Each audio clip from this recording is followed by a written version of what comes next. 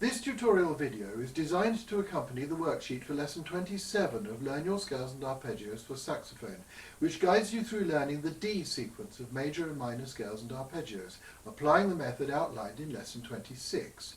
It is important that you follow all the instructions on the worksheet, as this video will not cover all that is required by itself. You should already be familiar with the scales and arpeggios of D major and D harmonic minor.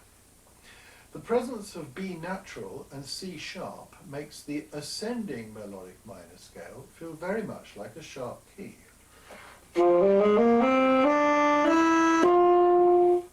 Whereas you will descend through C natural and B flat. Exercise 56 is for D harmonic minor, and exercise 57 is for D melodic minor. Here is the D sequence. You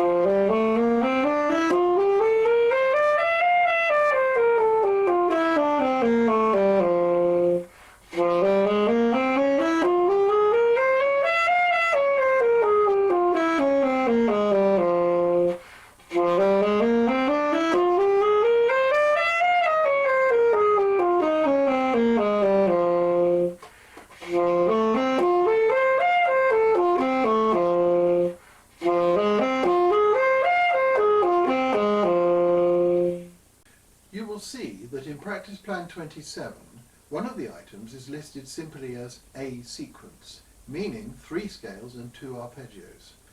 As you progress through learning the 12 sequences, the practice plans will appear to get shorter, but I'm afraid this is not really the case. You are working at an advanced level and should expect your daily practice sessions to increase in length as you go. It is still very important that you drill everything regularly.